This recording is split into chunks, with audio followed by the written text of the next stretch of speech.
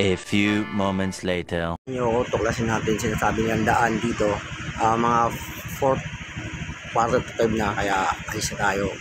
Maabutan tayo ng ulan, guys. Tara, samahan nyo, tuklasin natin yung daan na sinasabi nila sa Malhakan. Daan ko, papunta na yung Kawayan. At doon na ako lalabas sa may Bagbagi. Tara, samahan nyo ako, guys. Pakipigil ako rin sa inyo bakit kailangan ko mag-rerouting.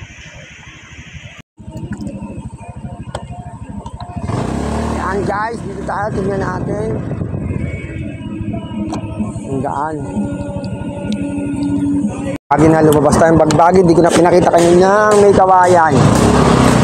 Bagbagi na tayo, dito tayo sa Bagbagi na lumabas guys. Pakalayo. Ganda pa rin talaga sa may plastic city na daan. May Kawayan sa Bagbagi, Balesena sa Bagbagi.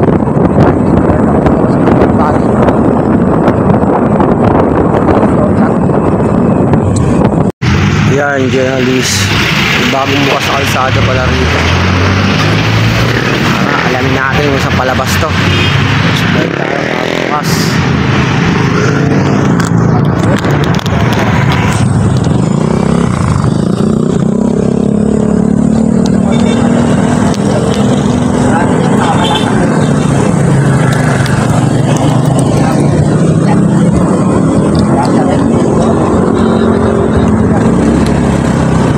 Bukas ng kalsada.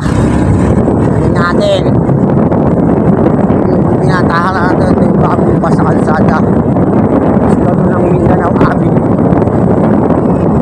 C5.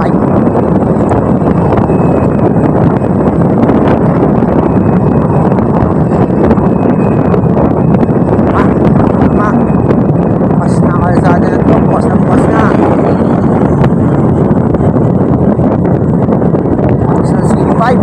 ayos tingnan natin tayo.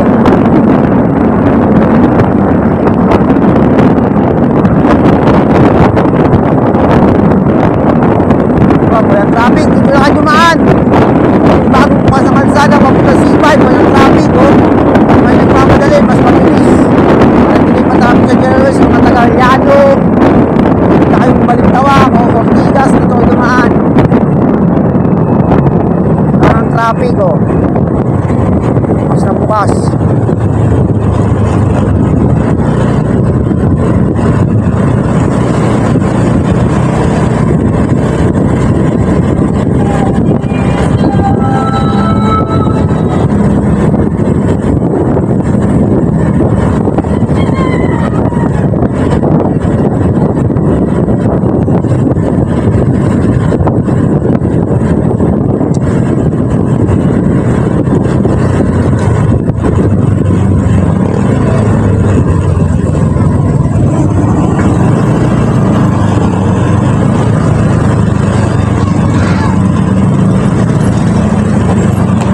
Sa Mindanao. Babalik na tayo. Balik na tayo sa Bagbag journalist. Sinubukan lang natin to. Ito.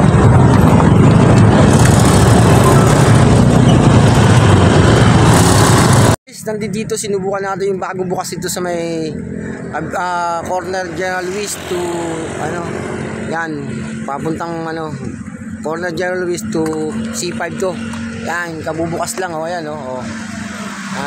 Maganda, walang traffic kung pupunta kayo ng Quirino Highway papuntang Balintawa, Ortigas o ano man, Quezon Avenue. Yan, walang traffic. Kung dito kayo manggagaling sa Magbagbaging General Luis hanggang dun sa mga Llano Road, yan mga taga Llano. Hello guys, ito ang natapos yung vlog ko, yung tandaan na to na na-discover natin.